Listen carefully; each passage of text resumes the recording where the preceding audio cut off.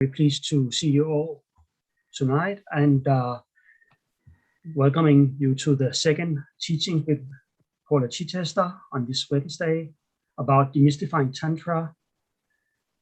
During the course or teaching tonight, I will post in the chat information about the program, the Tuesdays, the next Tuesday and Tuesday the 31st.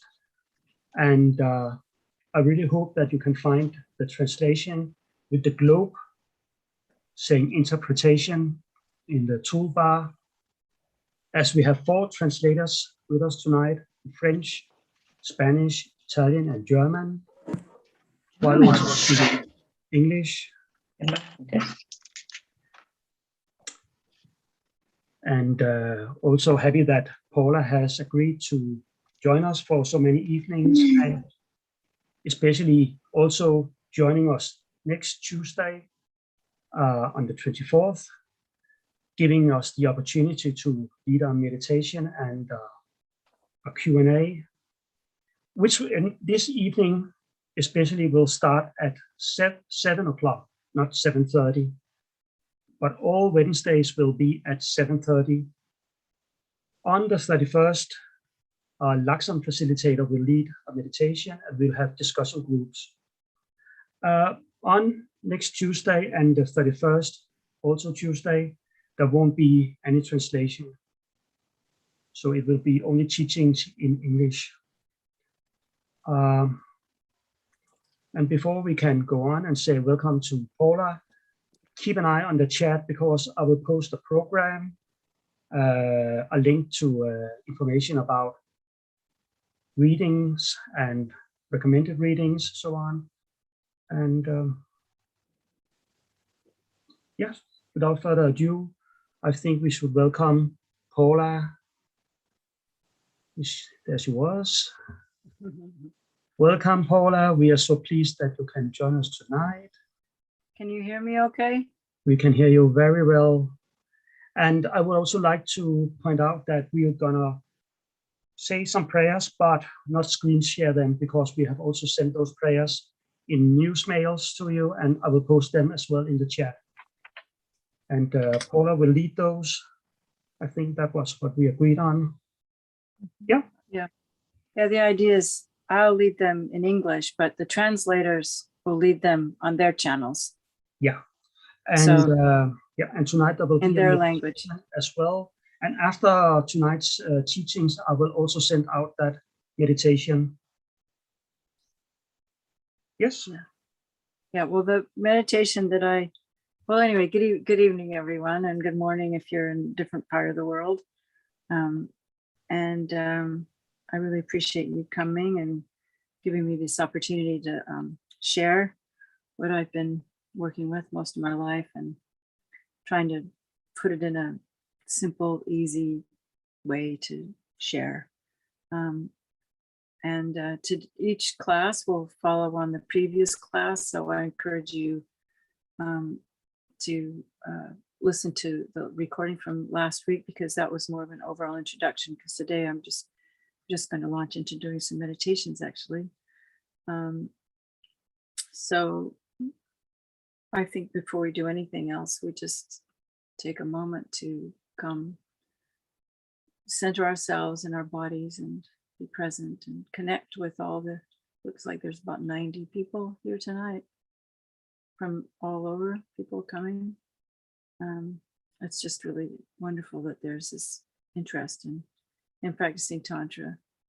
So let's just think of all the sentient beings in the world, in all the realms that we can imagine or can believe exist, and wishing them all to be free, of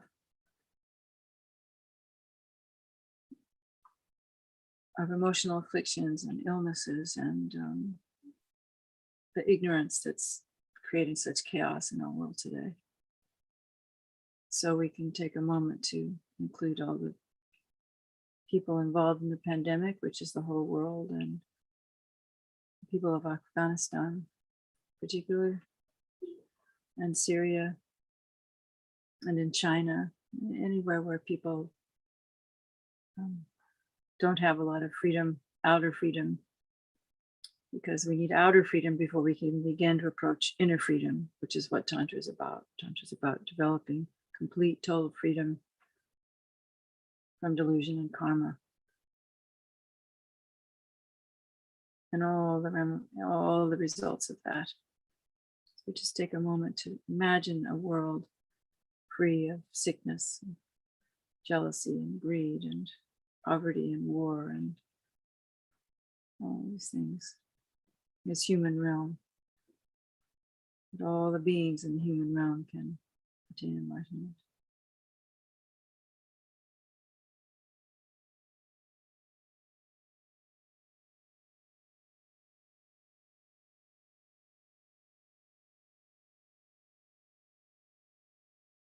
And if we recognize we have this wish, but we also have our limitations at this point in time, being just normal people.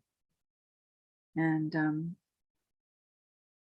so imagining if we had the capacity to benefit beings like His Holiness the Dalai Lama and Lama Zopa Rinpoche, because when we think about the changes that have occurred in Western psychology, and that this whole mindfulness movement and everything is beginning to filter into a more secular way of approaching Buddhist principles, it's just really wonderful. And so think about the benefit of one Buddha like His Holiness, and if we could all be like that. And just make that strong wish to be not exactly like His Holiness, our own personalities, but to be able to be that powerful to change the world in such great ways.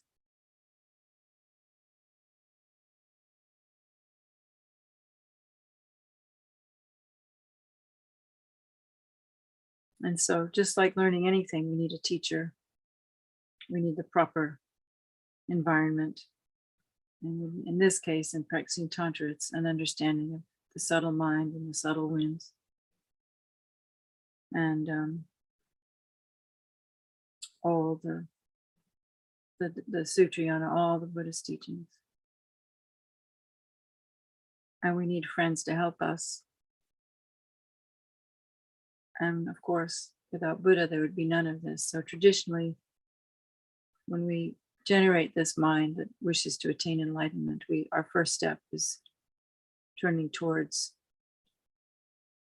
the Buddha, turning away from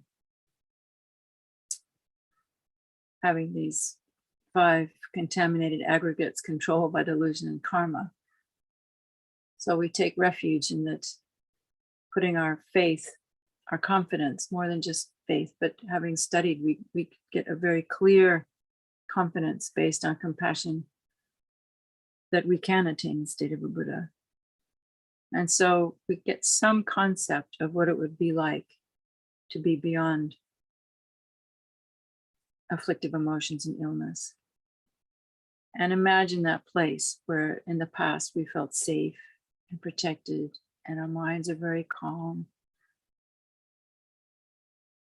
And we can imagine the Buddha in the space in front of us, who's inseparable with our teachers and our friends, who is the teaching. And so what refuge means, it means turning in that safe direction, studying, contemplating, and meditating all the different concepts of the Dharma, so that then with practice, we can actually go beyond concept into the completely pure sphere of non-dual clarity and emptiness, the mind of the Buddha. And through Tantra, we also develop the subtle body of the Buddha. So we can also, in the Buddha's heart, we can imagine, since we'll be doing green Tara next week, we can also imagine there's a green Tara, which is the subtle body of this Buddha, our future attainment. And we take refuge in that.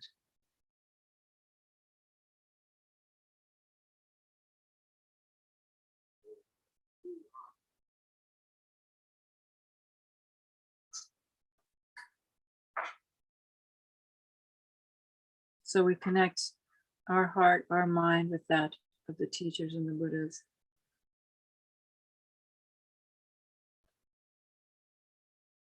With a strong understanding of what it's like to not be enlightened and want to turn on that light, turn on that wisdom, turn on that compassion, turn on those skillful means. And then we share that with all sentient beings.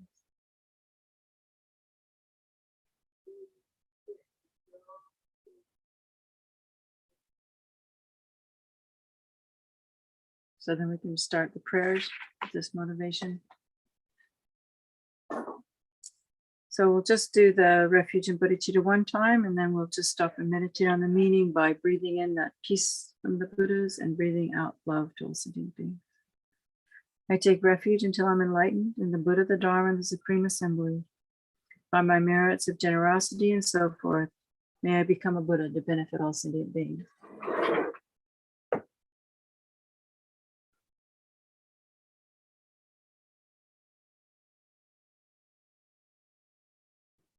We'll recite it twice. That's good. I take refuge until I'm enlightened in the Buddha, the Dharma, and the Supreme Assembly. By my merits of generosity and so forth, may I become a Buddha to benefit sentient beings. Then we read the Heart Sutra. I prostrate to the three noble, rare, sublime ones. Thus did I hear at one time the Bhagawan was dwelling on Mass of Vulture's Mountain in Rajgir, together with a great community of monks and a great community of bodhisattvas. At that time, the Bhagawan was absorbed in the concentration on the categories of phenomena called profound perception. At that time, the Bodhisattva Mahasattva Avalokiteshvara looked upon the very practice of profound perfection of wisdom, and beheld those five aggregates also as empty of inherent nature. Then through the power of the Buddha, the Venerable Shariputra said this to the Bodhisattva Mahasattva Arya Avalokiteshvara: how should any son of the lineage train who wishes to practice the activity of the profound perfection of wisdom? He said that, and the Bodhisattva Mahasattva Arya Avalokiteshvara said this to the Venerable Shariputra: Shariputra, any son of the lineage or daughter of the lineage who wishes to practice the activity of the profound perfection of wisdom should look upon it like this, correctly and repeatedly beholding those five aggregates also as empty of inherent nature. Form is empty, emptiness is form. Emptiness is not other than form, and form is also not other than emptiness. In the same way, feelings, discrimination, compositional factors, and consciousness are empty. Shariputra, likewise, all phenomena are emptiness without characteristics, unproduced, unceased, stainless, not without stain, not deficient, not fulfilled. Shariputra, therefore, in emptiness, there is no form, no feeling, no discrimination, no compositional factors, and no consciousness. No eye, no ear, no nose, no tongue, no body, no mind, no visual form, no sound, no odor, no taste, no object of touch, and no phenomena. There's no I element and so forth on up to and including no mind element and no mental consciousness element. There's no ignorance, no extinction of ignorance, and so on. Up to and including no aging and death and no extinction of aging and death. Similarly, there is no suffering, origination, cessation, and path. There is no exalted wisdom, no attainment, and also no non-attainment. Therefore, Shariputra, because there is no attainment, bodhisattvas rely on and dwell in the perfection of wisdom. The mind without obscuration, without fear, having completely passed beyond error, they reach the end point of nirvana. All the Buddhas who dwell in the three times also manifestly completely awaken to unsurpassable, perfect, complete enlightenment and reliance on the perfection of wisdom.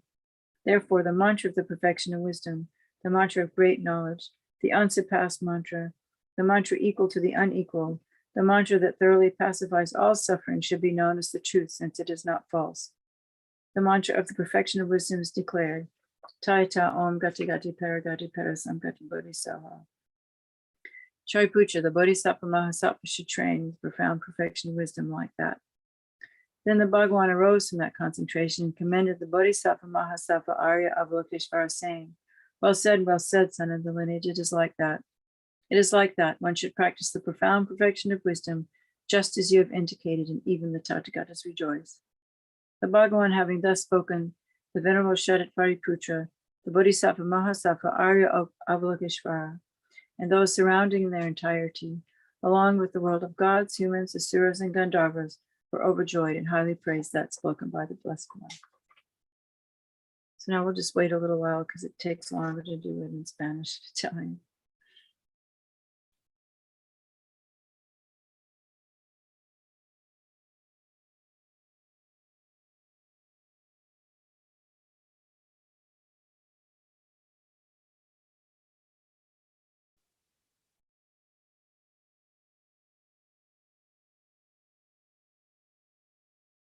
Then we do the prayer to the lion-faced Dakini. From the holy supreme realm of Kachara, you who possess powers of clairvoyance and magical emanation, look after practitioners like a mother looks after her children. To the host of Dakinis of the three abodes, I prostrate. Akasamaracha Shadara Samaraya Pe. Akasamaracha Shadara Samaraya Pe. Akasamaracha.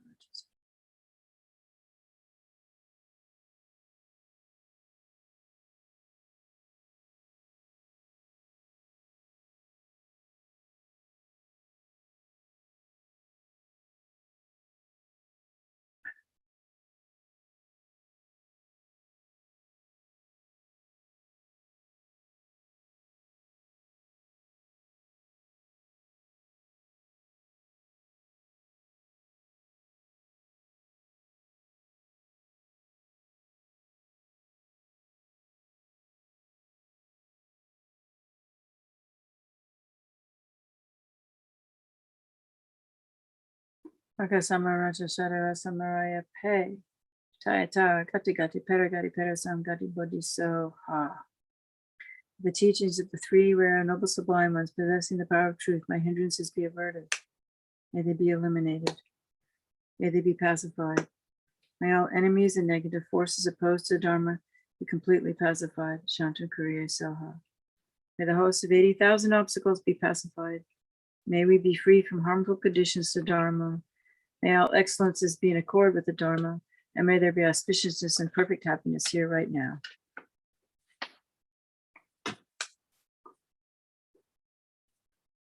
Then we do the foundation of all good qualities. The foundation of all good qualities is the kind and perfect Guru. Correct devotion to him is the root of the path. By clearly seeing this and applying great effort, bless me to rely upon him with great respect. Understanding that the precious freedom of this rebirth is found only once, is greatly meaningful and difficult to find again. Please bless me to generate the mind that unceasingly day and night takes its essence.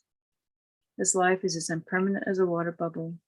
Remember how quickly it decays and death comes. After death, just like a shadow follows the body, the results in black and white karma follow. Finding firm and definite conviction in this, please bless me always to be careful to abandon even the slightest negative action and accomplish all virtuous deeds. Seeking samsaric pleasures is the door to all suffering. They are uncertain and cannot be relied upon. By recognizing these shortcomings, please bless me to generate the strong wish for the bliss of liberation. Led by this pure thought, mindfulness, alertness, and great caution arise. The root of the teachings is keeping the pratimoksha vows. Bless me to accomplish this essential practice. Just as I have fallen into the sea of samsara, so have all mother transmigratory beings. Please bless me to see this and train in supreme bodhicitta and bear the responsibility of freeing transmigratory beings. Even if I develop only bodhicitta, but I don't practice the three types of morality, I will not achieve enlightenment. With my clear recognition of this, please bless me to practice the bodhisattva vows with great energy. Once I have pacified distraction to wrong objects and correctly analyzed the meaning of reality, please bless me to generate quickly within my mind stream the unified path of calm, abiding, and special insight.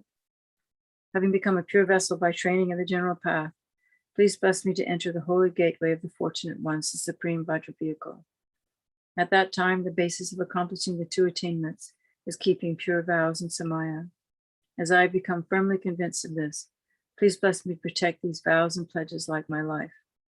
Then, having realized the importance of the two stages, the essence of the Vajrayana, by practicing with great energy, never giving up the 4 sessions, please bless me to realize the teachings of the Holy Guru. Like that, may the Gurus who showed the noble path and the spiritual friends who practice it have long lives. Please bless me to pacify completely all outer and inner hindrances, and all my lives never separated from perfect gurus. May I enjoy the magnificent Dharma. By completing the qualities of the stages and paths, may I quickly attain the state of Vajradhara.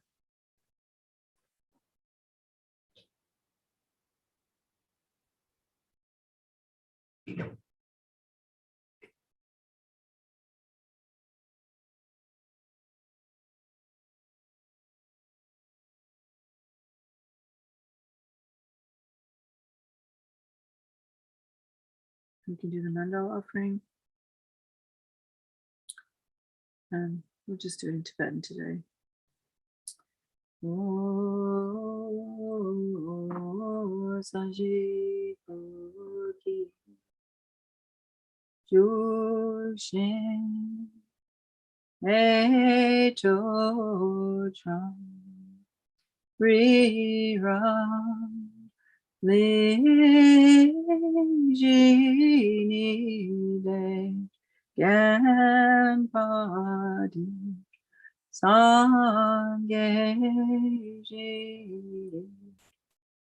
Mekte Uorgi Rokun Nanda Shiva Shupasham.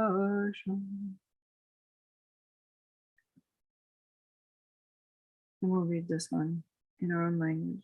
All those objects of my mind's three poisons, coveted, friend, foe, and stranger, body, wealth, worldly pleasure. Without a feeling of loss, I surrender. Receive them, please, and free all beings from their bondage.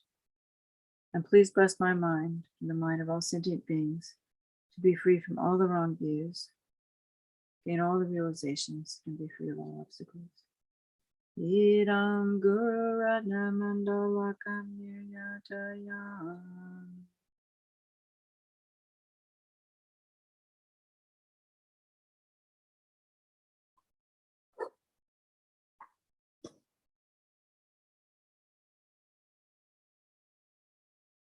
So while we wait for everyone, just continue with our sitting practice.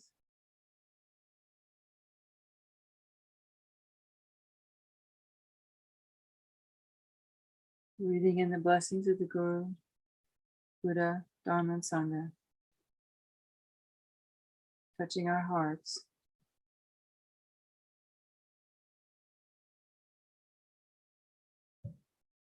With our exhale, sending that love out to all sentient beings.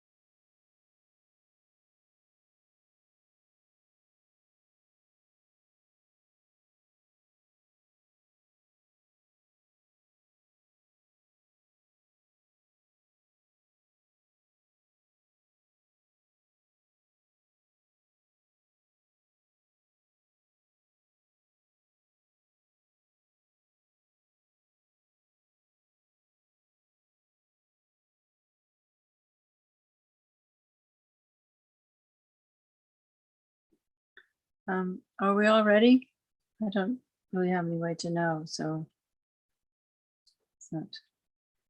Just assume your translators are ready. You let me know if not. Maybe jump. Lars, you can tell me.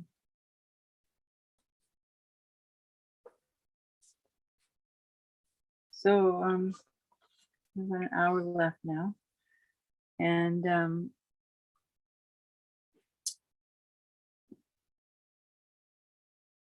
so today I wanted to work with the mind, a kind of introduction to the mind in Tantra, how we work with the mind. You know, we could do a 6-week class on each one of these classes. Actually, we could do one on mind, one on speech, one on words. This is just a brief introduction. So what I'd like to do to sort of prepare for the meditations we'll do is first, let's just tune into everybody that's on this Zoom as if we're in the same room together. Imagine us greeting everyone, saying, hello, how are you? Nice to see you here today. And then also as we do that, just kind of acquaint our minds with a sense of gratitude. Just bringing our spirits up by thinking of all the wonderful things that we can be grateful for in these times of such uncertainty and chaos. But we still have the sun, we still have our friends, we still have the Buddhas, we still have our practice.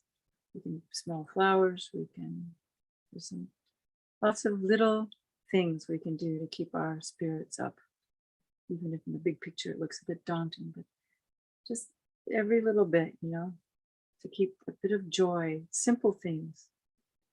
Just feeling gratitude for the simple pleasures of life.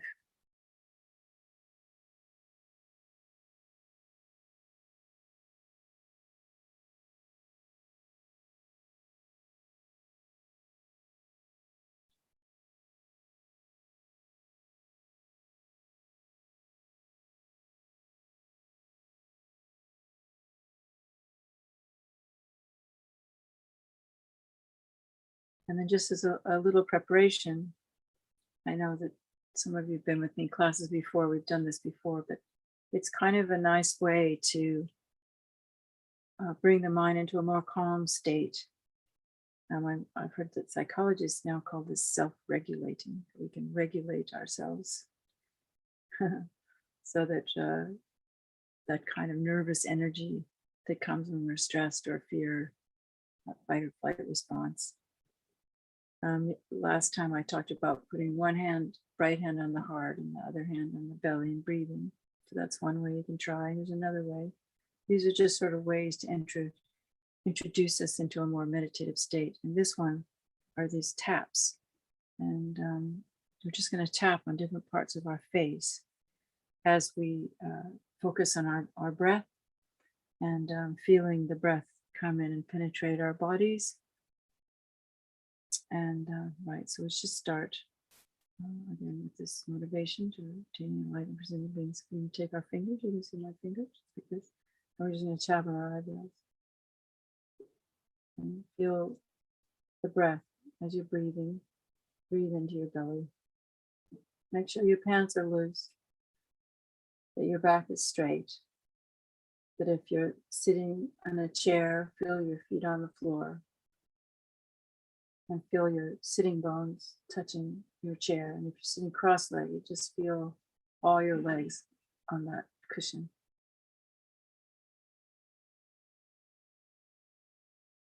And just kind of forcefully tap your eyebrows. Some people teach it with just one hand. And then below the eyes. These are all acupuncture points. Letting your jaw relax. Breathing through the nostrils, placing the tongue on the tip just behind the teeth. Tucking your chin in a little bit. Tapping on the sides of the jaws.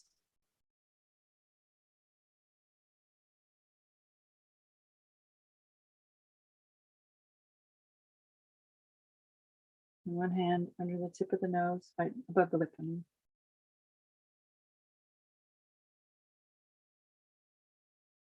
Feeling the breath going all through the body. Imagining, but actually feeling your diaphragm expanding. And you tap on your chin.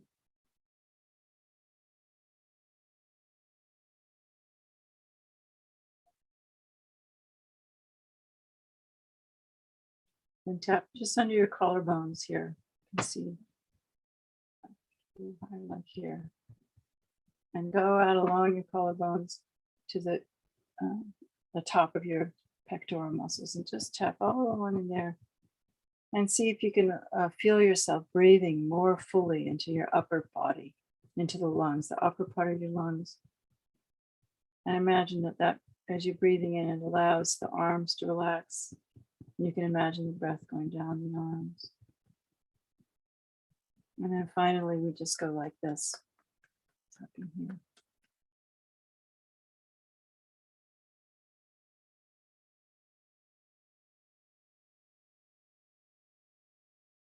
And then take your thumbs or your fingers and rub just at the very top of the round part of your hip bones. You might find a sore place there. And just kind of rub back in there and you'll feel your belly relax more. So you make sure that your belly is completely open.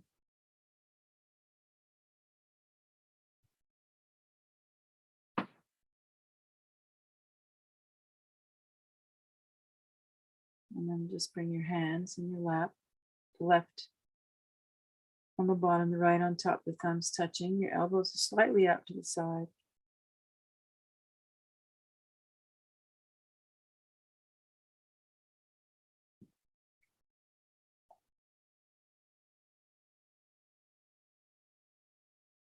And as you breathe in, imagine that the breath is going right down through the center of your body to the very bottom of your spine. Just right in front of that area, there's the root chakra. And just feel this energy going down into the earth, bringing us into a more grounded state by just breathing in. And then as we breathe out, imagine that it's going into the earth, draining all of our extraneous thinkings, like a muddy glass of water, watching the mud settle to the bottom. With every breath, bringing that excitable energy from the day into the belly and down into the earth.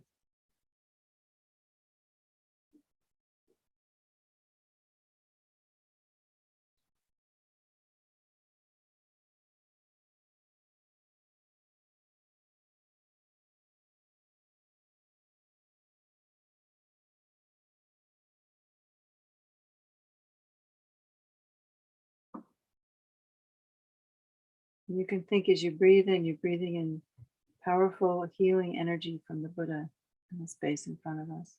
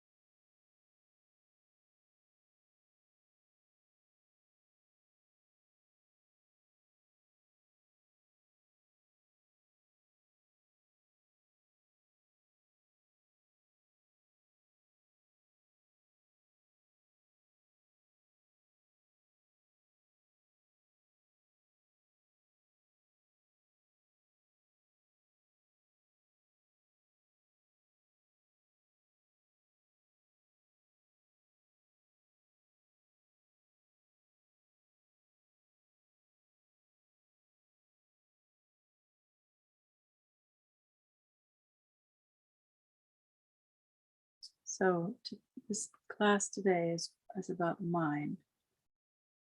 And we probably have all levels of people who have been studying Dharma for a long time, but we also have very new people. And so this will be pretty basic.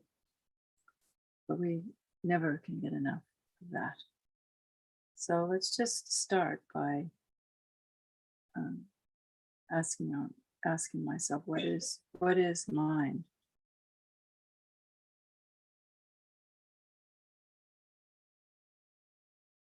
And this is for you to ask yourself. When you sit with your mind, what is your mind?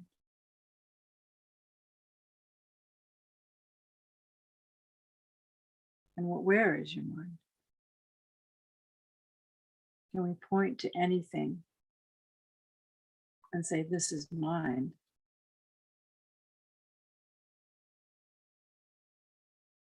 Does mind have a physical? Can we find something physical about our mind?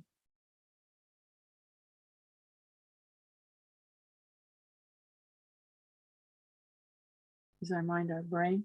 Is our mind our nervous system?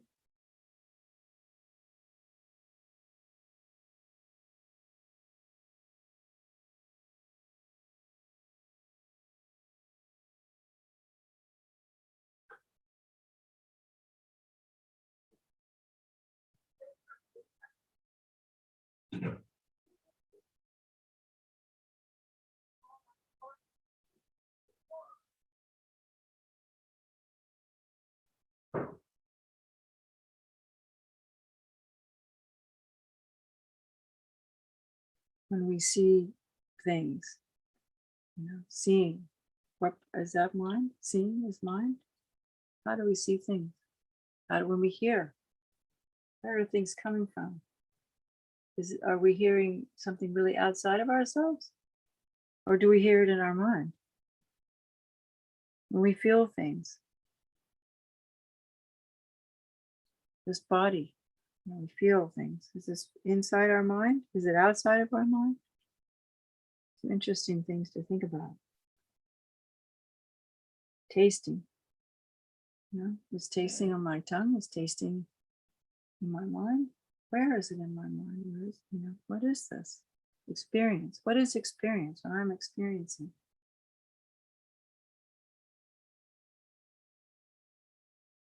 I'm not always talking to myself.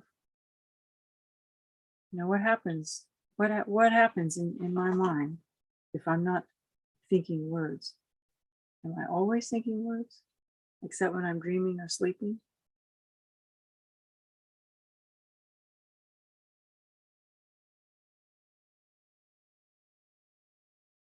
What are these words in my head? And who's thinking?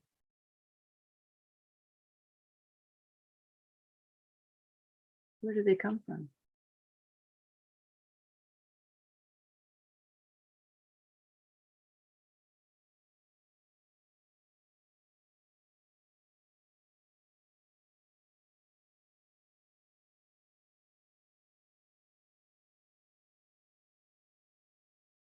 Deliberately think a thought.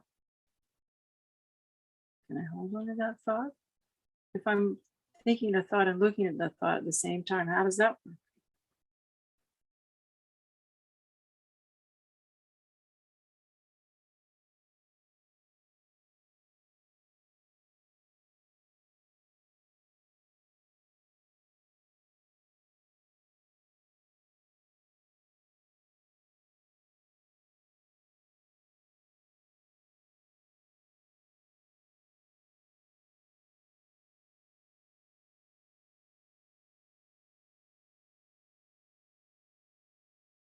Can I feel my mind in other parts of my body? When I feel my body, is that my mind that's feeling? No.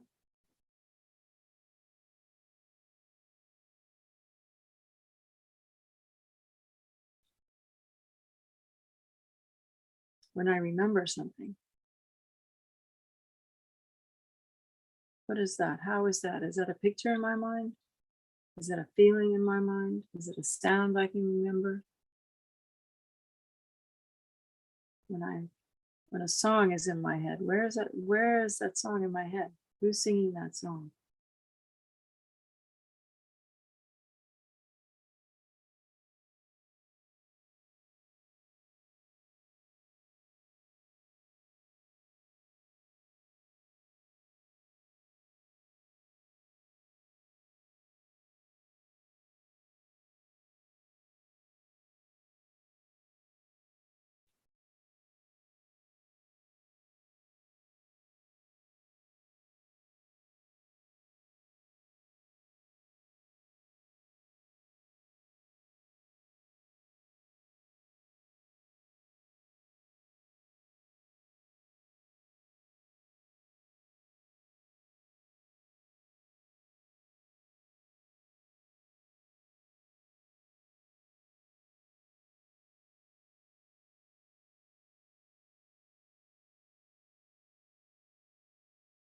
when we begin meditating, we develop this feeling or concept of a watcher.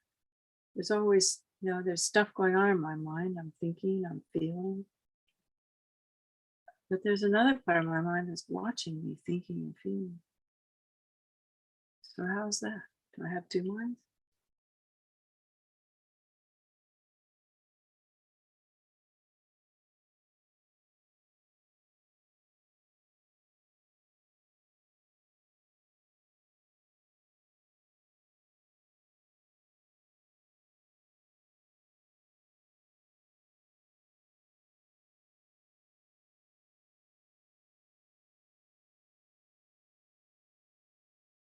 And that voice that's in my head, the one that's that watcher.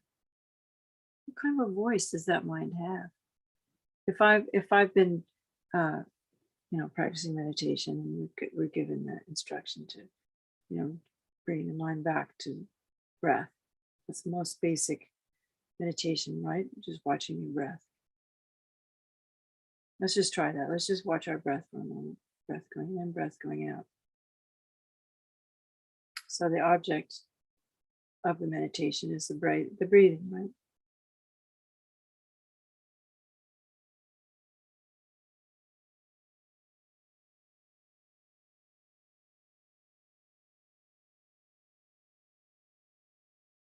So that's the object of our mindfulness. But then there's the part of the mind that's watching me, watching the breath, right? And when maybe we can count to 3 or 4 or 5, or maybe we aren't very good at all at watching our breath, and the mind travels somewhere else. It always has a tendency to travel somewhere else. It's just how we are born. That's just our mind's nature, is to always be on the lookout for danger, or what's coming our way. And so when we bring our mind, when we notice that we've been distracted from the breathing, and we've gotten kind of lost in a thought, and suddenly some awareness slips in, and we go, oh, I have to go back to my breathing. So what's the quality of that correcting mind, that looking mind, that overseer that we have? Our protector, our controller, the one that's kind of in the driver's seat. It's almost like driving a car. One part of us is driving the car, another part's being aware of how we're driving the car. So now we're driving our breathing, just being with our breathing.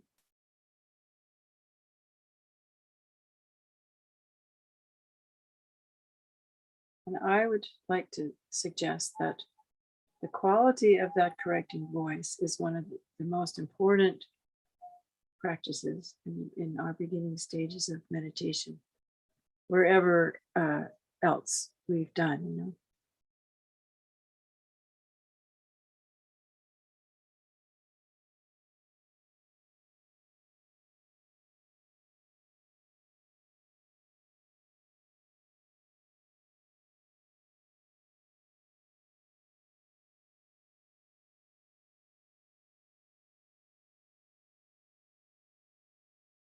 So check how can is it a mind that's like, it depends on your age maybe, but I think those of us that grew up in a time when the way parenting was kind of correcting kids with a strong kind of, wrathful, if you have to do this kind of thing, or else. And so we have to pay attention. Is that the kind of mind we have? Is that our what is that inner environment that we live in all the time? Is it are we gentle with ourselves? When we make mistakes, how do we talk to ourselves? Is it, oh, you idiot, you made a mistake? Or is it, oh, geez, you're just a human. We can't help it. Or, how can I help you today? That you're kind of so distracted, you're making a lot of mistakes in your life. Would you like to slow down a little bit, dear? So I'd just like to suggest, to entertain the idea, to explore how we talk to ourselves, and to begin to, if we're not already living within an inner world of non-judgmental acceptance, that we begin to explore how we can cultivate that within ourselves. And it might not be that easy for all of us, because we have to learn that I'm a sentient being just like everybody else, and I also am deserving of loving kindness. And I know this might sound really silly to some of you, but for some of us, it's really important. And if there is a block to that, well, one of the things we can do is just while we're sitting and breathing, because this is very important. I know that in our tradition, we do a lot of analytical meditation, and we do a lot of contemplation of concepts.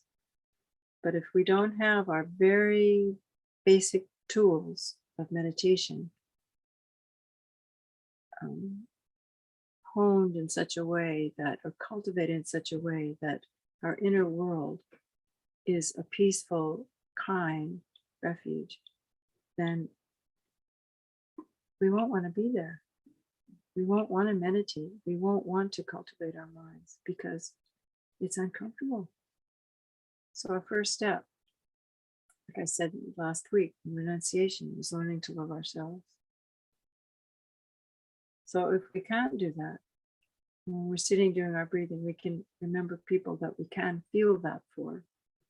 Maybe someone in our lives has been kind to us. And so we think of that. We remember that. We feel that.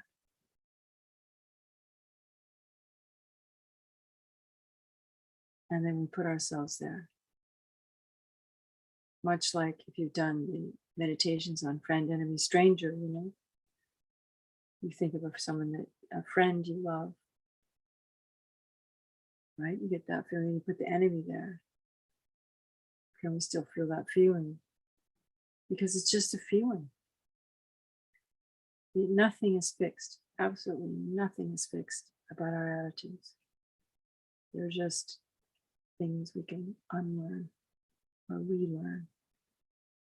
So before we go any further in a practice of meditation, we need to do this. So if you want some homework for next week, just explore how you feel, how you speak to yourself. How do I speak to myself? How do I recognize my mind's coming and going and sliding around the place and moving all over the place? Are we quick to judge ourselves? Are we quick to control ourselves? I mean, I once heard one of the most revered Western teachers in Tibetan Buddhism in a class on mind and awareness, and Mahamudra say, we need to treat our minds like a naughty child. I just was, oh my goodness. I was so sad when I heard that. When learning to develop concentration, it's never going to work that way. So one of the sayings of the Buddha, I think I first heard from Chogyam Trungpa Rinpoche, is that if we're wanting to tame a wild bull, we don't tie them up, do we? No. To tame a wild bull, you give the wild bull a big pasture with lots of grass in it, and you let it completely run around, get completely nourished, completely happy, and then it'll lie down and go to sleep. So the same is true with our mind. We sit and we breathe and we be in our bodies. It has to feel like we're coming home. Refuge. Refuge is not just an intellectual thing. Refuge is a visceral feeling of peace that we can cultivate, and with time, we can all find it. It's just like learning to play tennis or learning to swim. It's just something, if you want to be good at anything, you just take time. So having awareness to check the awareness, having to check the mind that's checking. Is that a kind voice? Is that a kind mind?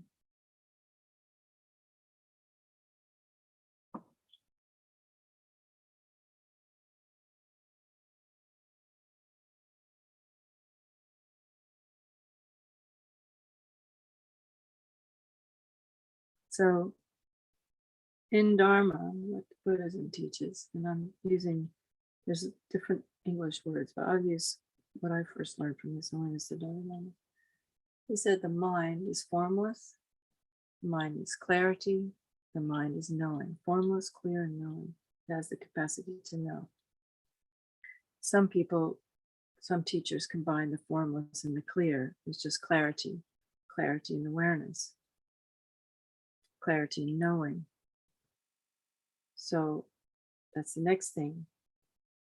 Once we have a calm, gentle way of working with our minds, then we begin to look at the tools of working with the mind. And I've often thought in meditation, at least in the beginning, that meditation is a science, true. We learn the foundations of thoughts trainings, but it's also an art. And it's almost more of an art because anyone can, memorize, everything's impermanent, all sentient beings are suffering, we want to help all sentient beings. But to actually work with the mind to transform the present mind we have into one that is trained by those mind trainings.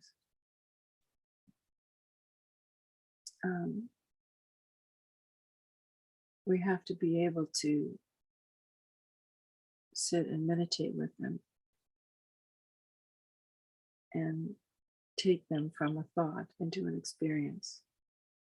And so in order to do that, we have these, that's more of an art, because we need to be able to feel where we are on a certain day and a certain time, how much, it's sort of like being a spontaneous cook. It's like, instead of, we have the recipe, but then when you actually get to cook, you have to know, well, how much salt am I going to do with this meal, or this needs this much chili, or this, because every time, it might not work. A little recipe might not work every time for calming the mind, doing meditation. So we learn to through practice to feel like, well, I can be, how much tension to use today, how much to relax today.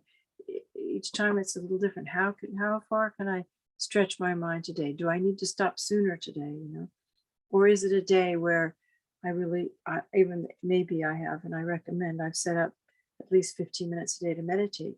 Well, maybe I don't have the capacity to do an analytical meditation today. Maybe my mind's very busy already. I need to give myself a break and just do breathing meditation. Just breathing in refuge and letting out compassion. Maybe that's the best I can do today. Maybe that's the best I can do for a year. At least starting with that. So as an artist, we need to become familiar with our tools. And that is that factor of awareness, that one we have. There's two concepts, right? We have what is the object of meditation, using our breath. So that's, different people use different language. We can call that our mindfulness, or the object of meditation, which is our breath. But then we have the other part of our mind, the one that's watching, right? That's our awareness. Sometimes Swami Zopa Rinpoche says remembrance and awareness. What we're remembering is that what we're holding, trying to hold, is the breath. And then we have this other mental factor that's watching everything that's going on. And in the beginning of meditation, we don't even have that. It takes a while to get that, to find that awareness.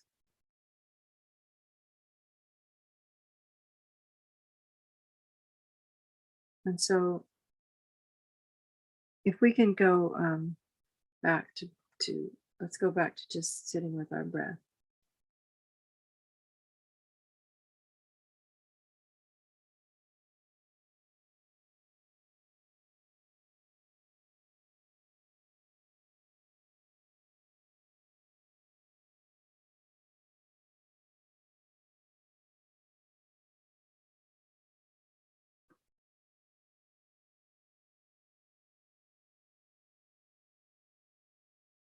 And just begin to notice that quality of awareness.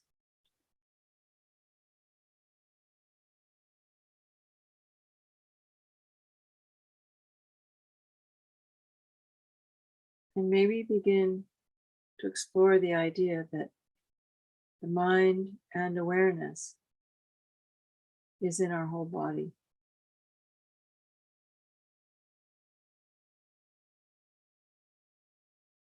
So we incorporate that experience of the whole body with the experience of watching the breath. Because the breath is going into the body, so we feel our body.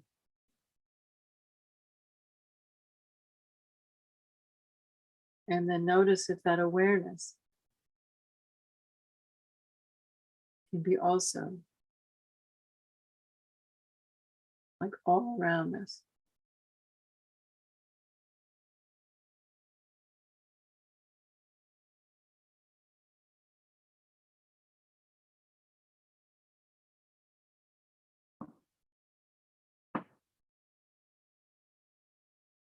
So instead of thinking of awareness being this little spot inside my brain or inside my heart, think of this capacity of awareness of being like 360 degrees all around your body.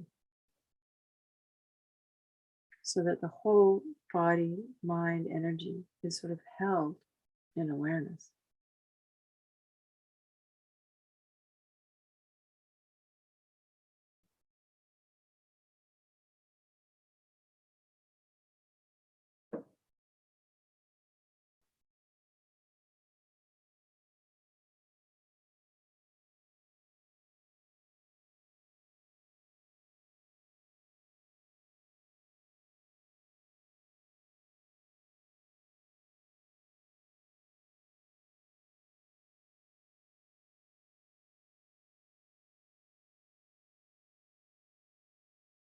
So we can look at it one way. We can think like in the old days, we had movie projectors.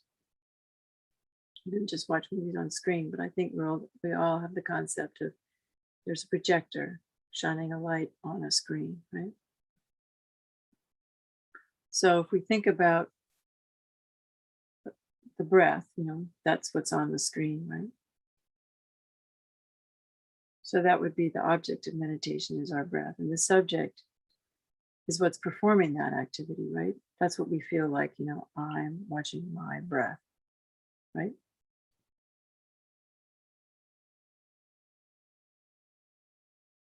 So what I'm asking is to feel that I being all around you instead of being a little, point in your mind, in your head or your heart. And just play with that, explore that over the coming weeks.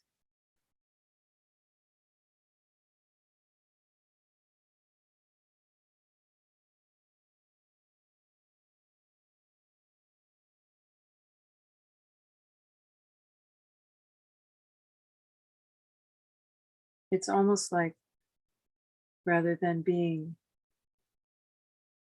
a projector and a screen, just being that light. Or like the idea of there's a flashlight and it's lighting up something. Just be that light with the flashlight shining. Forget about the flashlight and what it's shining on.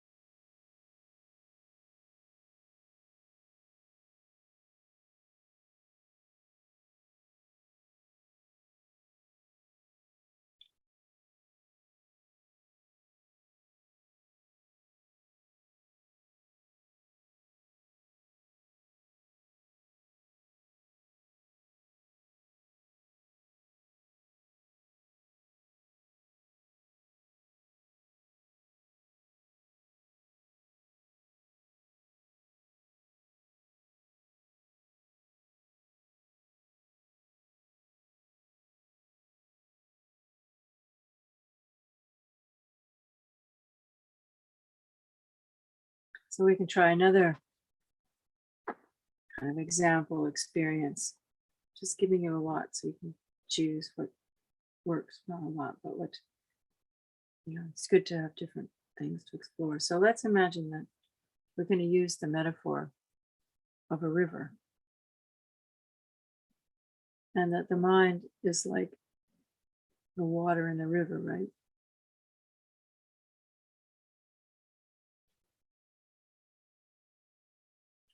And the object, watching our breath, what we're focusing our mind on, is the boat with me in it going down the river.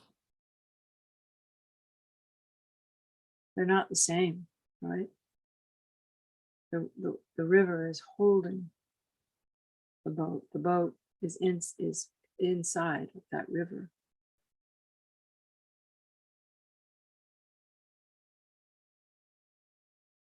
And then if we think of the current washing down the river, and the current is like the energy, the subtle energy, the subtle mind. Remember we talked in Tantra that the mind rides on the winds. So this boat, if we're a skilled boatman, then a skilled boatman, if they're going down a river, they use the current, they flow with the current. Because if we don't flow with the current goes straight down the middle of the river, but it also has little eddies, these little bits on the side that turn around. And so if we aren't paying attention, the mind will, just like that boat, will end up off the main current and stuck in this round area, an obstacle. So the skill of the boatman is this awareness again, of staying with the current, feeling the body and the energy, and the body of the energy. And that boat, which is whatever we're meditating upon, floats with that energy in the mind, which is the river. But then if we want to really contact a more present awareness, then imagine that awareness is actually the riverbed, the sides and the bottom of the river. So the object is flowing in the mind with the current, but there's also this awareness that surrounds the whole thing.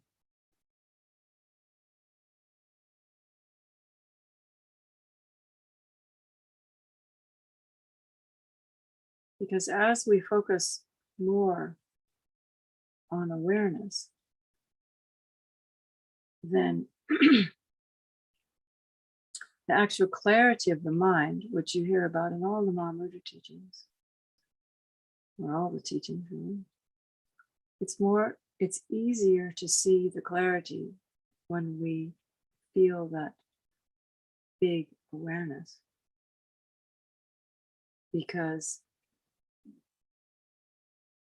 the clarity of the mind is that which allows us to be that boat, to have that subjective thought.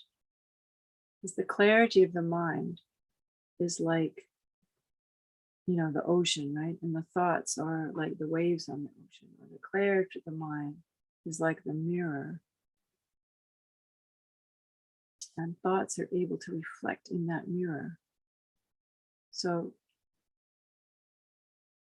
but to identify that clarity, which is mind's true nature, remember, it's clear and aware, or luminous and aware, has the capacity to recognize, to know. But right now, for most of us, we don't experience the clarity because we're just so caught up in our thoughts, our feelings, our sounds, our smells, our tastes. And that clarity arises in the aspect of those things. And so it's sort of like, we're so caught up in being this boat in the river We never are aware of the river itself because we're just focused on being the boat going where it's going. And we don't experience the substrate, the thing that's supporting it, that's allowing it to be there, because the clarity of the mind becomes completely obscured by gross thoughts.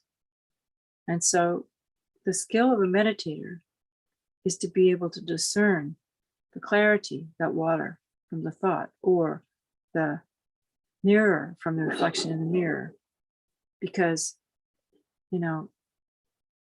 if nothing's reflected in the mirror, there's just this spacious space, isn't it? Like a mirror looking at the sky, reflecting the sky or reflecting space. And so clarity has this experience. It's like spaciousness. And one way to feel that, this is just what I think in my experience, is to feel that awareness in a more, like I said, the sides and the bottoms of the river, or 360 degrees around you. Because when we expand that awareness into our whole body and the space around us, then we're not so pointed and fixed on what's happening in the mind.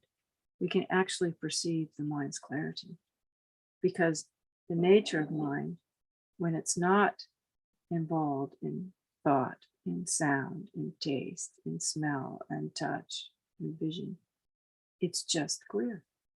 It's just clear and reflective and knows, And so knowing this helps us to begin to realize that thoughts are just that they're not real.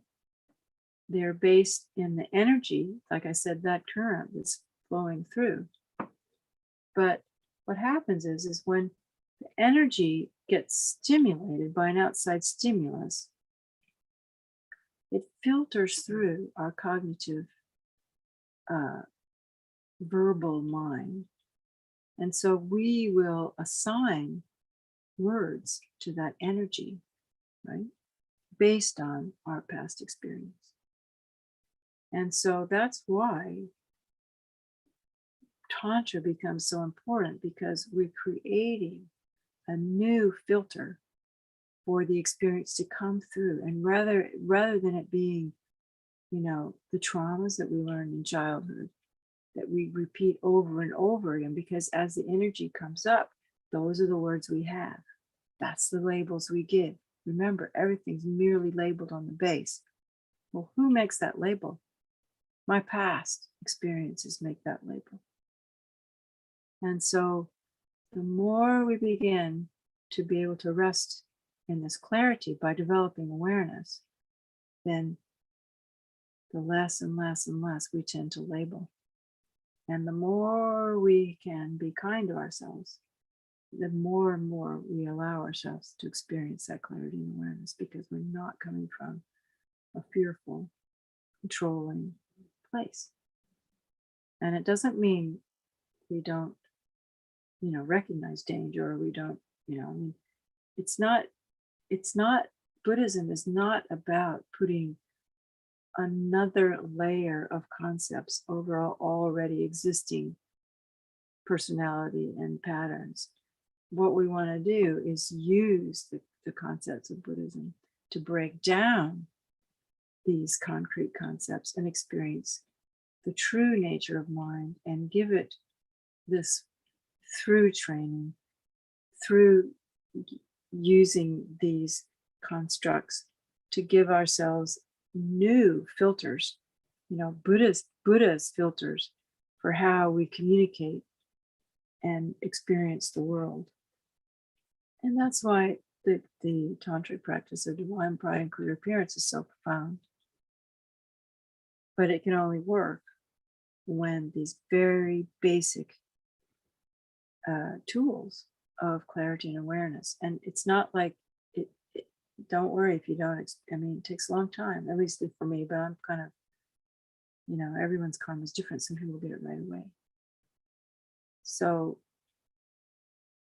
this is the foundation, our clarity the clarity becomes the deity, you know, and that awareness is always being known, coming from that space of being aware of the lack of inherent existence. So I think last time I said something about we have to go from wrong concept to right concept to no concept. But what we're not trying to do is just create another layer on top of our already existing afflictive emotions so that we just take another culture and, you know, just adopt another form of ways of imprisoning ourselves. You know, and we can do that really easily with Buddhism. So these foundations of learning to really cut through and experiencing that loving kindness for ourselves are the very basic foundations for practicing Tantra, working with mind, just mind, you know, formless, clear, knowing mind. And of course, the Tantra helps us get there more. So, yeah, so I just encourage you to work with these ideas. If you have questions, you know, we can talk about it next. I'll answer the other questions next Tuesday as well, because there just wasn't time. But I'd like to also just introduce one more aspect of learning to work with the mind as we will move into Tantra. As I did prepare this Padambasanga's 5-element meditation, because the elements, mind, you see, there's the very subtle mind, which is this formless, clear, and knowing mind. But then there's the energetic mind, the next layer of mind, that those winds, you know, and those winds for a human being and for beings with the subtle body is made up of the 5 elements: earth, water, fire, air, and space. And so at the most basic level, we have this clarity and awareness, foremost, clear, and knowing. But the next level up, we start to work with the next level, kind of grosser level of mind, the subtle body of the Buddha. We begin with the elements. Now, I'm just barely going to touch on this. Like I said, this is just very introductory, because we could spend a whole hour on each element. We could spend a week meditating on each element. But and with the meditation that I've given, we won't do the whole thing. We might get to that, but I just want to start with concept. Okay, we have now this kindness place where we're sitting and meditating. And so we're going to just work through the elements, starting with earth. So earth element, we can think of a yellow light. And so we're still doing our breathing meditation, but as we're breathing, and we can still visualize the Buddha in front, we can imagine that as we're breathing in healing earth energy to stabilize and energize the earth element.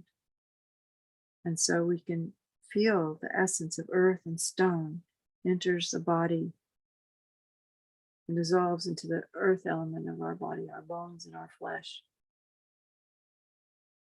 And in Qigong, there's a thing called bone breathing.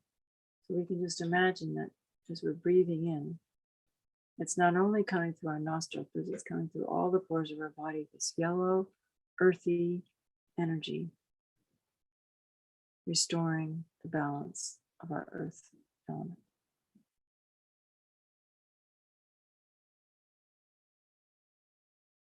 Dissolving into our bones, our teeth, our hair, our fingernails.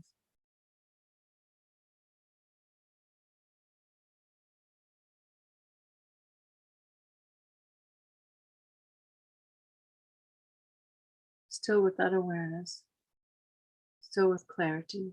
Just the clarity now is just the color of yellow, solidness of earth.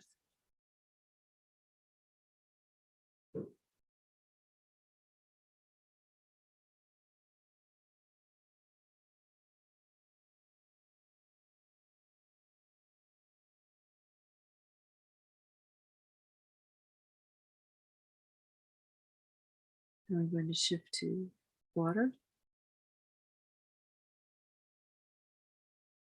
And it's white light. Just the pure essence of water is breathing into all the liquids. Remember, it was something like, what is it? We're 97% water. Our blood, our lymph, all our digestive tissues.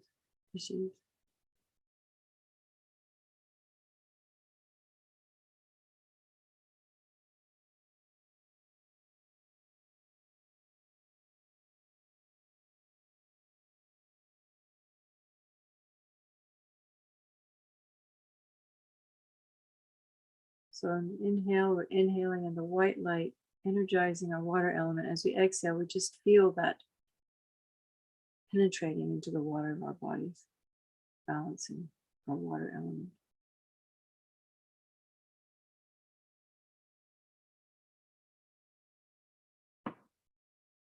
Healing all our fear.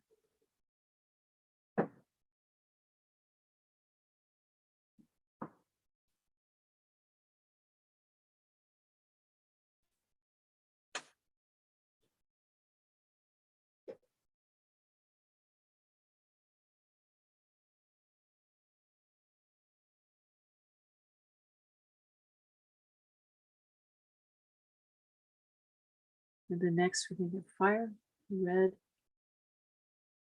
heating up our digestion and balancing any, maybe some people who run too hot, people who run too cold, adjusting the thermostat in our bodies. And also the healing warmth of compassion as well. So it's like we're sitting in a really sunny day, feeling that warmth penetrating the fire, all the fire of the world, coming in like the sun and the volcanoes and all the fire and the fires around the world.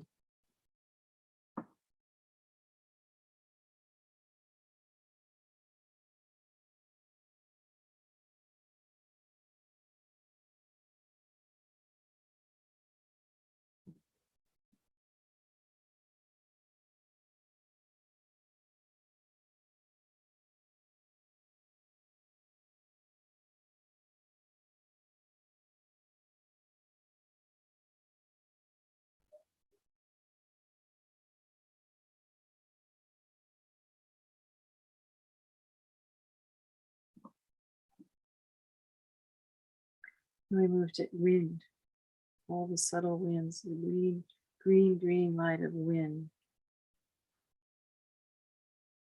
Making a very balanced, cool, a nice breeze, nothing too strong, not no wind at all, but just the most perfect amount wind to soothe the body, soothe the mind, peaceful winds, gentle winds.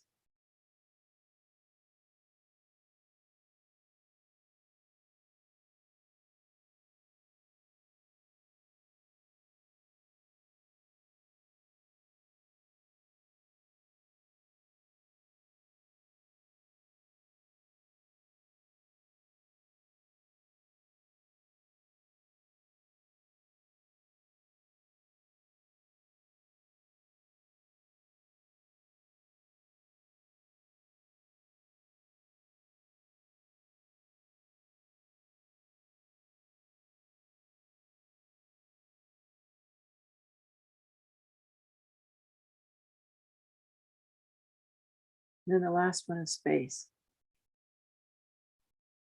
Dark blue, like outer space. Bringing us all the spaciousness, calming all of that, finding that clarity, finding that openness and peace. Lots of space between thoughts, finding that space where thoughts arise from and pass into, so that we begin to identify more with the space in which thoughts arise, feelings arise, rather than identifying with the feelings and thoughts themselves.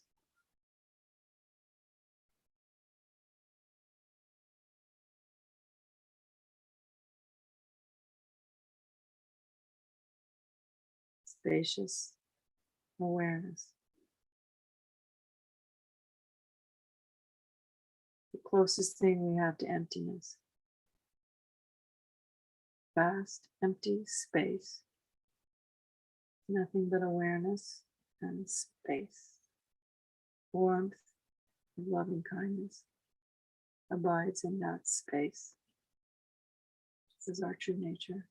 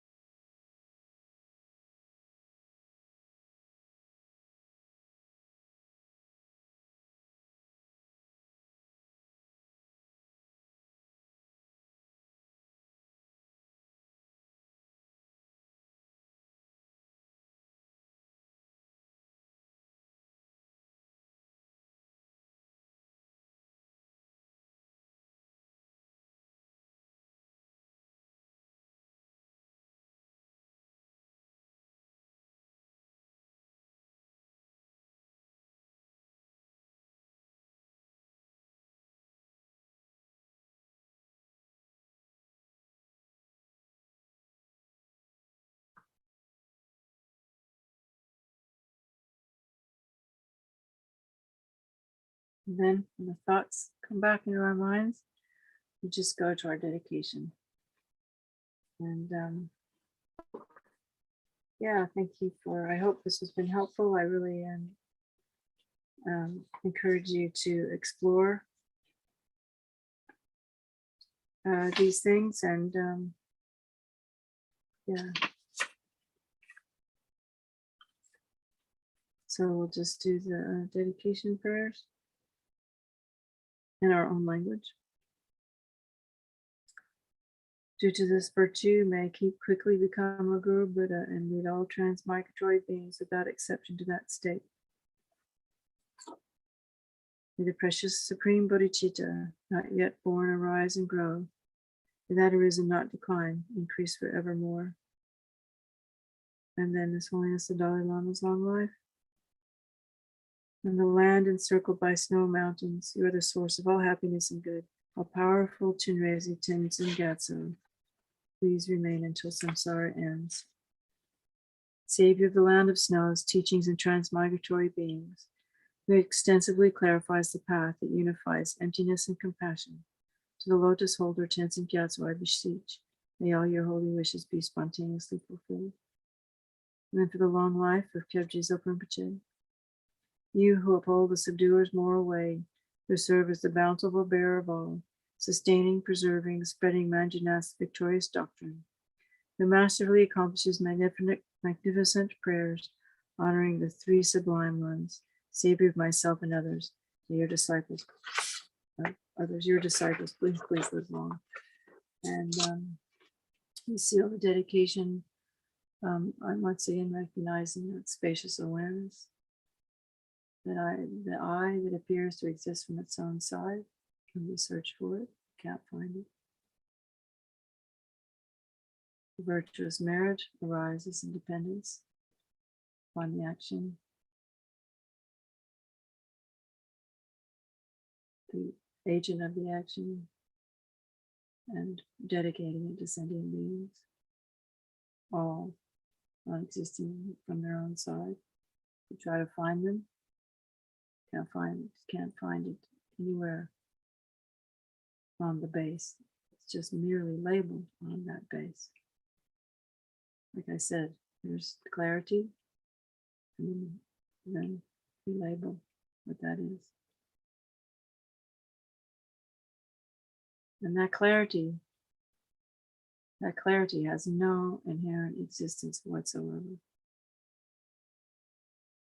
It arises because there is a subject, because something appears to the mind, and because we assent to that appearance, it appears like there's an inherently existing person in here, as an inherently existing thing out there.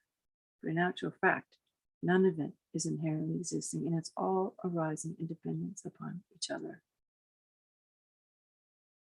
And even when we look, for the base of that object out there, we can't find that anywhere. If we look at this label inside here, we can't find me anywhere. But still, it's there. Still, it functions. Still, it appears. Still, we turn on the tap and the water comes out. It just exists in a way that's very hard for us to understand. But we get there slowly, slowly through these meditations and through letting go of our conceptual sense of who we are. And believe me, that first step of being kind to yourself is so important to get to a safe haven where we can investigate these things. So dedicating with remembering emptiness, and then rejoicing with gratitude, and also wishing for the long lives of all the teachers out there and all the people who are working to spread the Dharma and to spread peace and health and happiness on this planet. So thank you very much for giving me the opportunity to practice learning how to teach people. And hopefully it's been somewhat beneficial, and that you could hear me, and that I didn't speak too fast today. And so we'll see you next Tuesday at 7 o'clock in Europe for question and answers. So gracias to you all, especially the translators. I really appreciate your hard work. They're all just we're all volunteering, So, and the volunteers, the Logsam Center and the Lars and everybody. So just thank you all. And we'll see you next time. And we will be doing a tantric meditation of green Tara this time. And so I'll make that as simple and as accessible as possible. So thank you all very much. And I hope you have a wonderful week.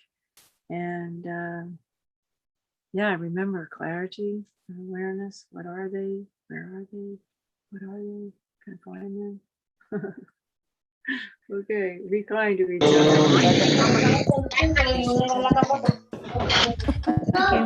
Thank you, Paula. Grazie. Thank you, Paula. Tutti, Thank you, grazie. Lars. Thank you very much. Gracias. Muchas gracias. Gracias, Paula. Gracias por la... Bendiciones. Blessings. Ciao. Devi salutare. Adios. Arrivederci. Arrivederci. Auf Wiederschauen. Auf Wiedersehen. Bye-bye. Thank you, everybody.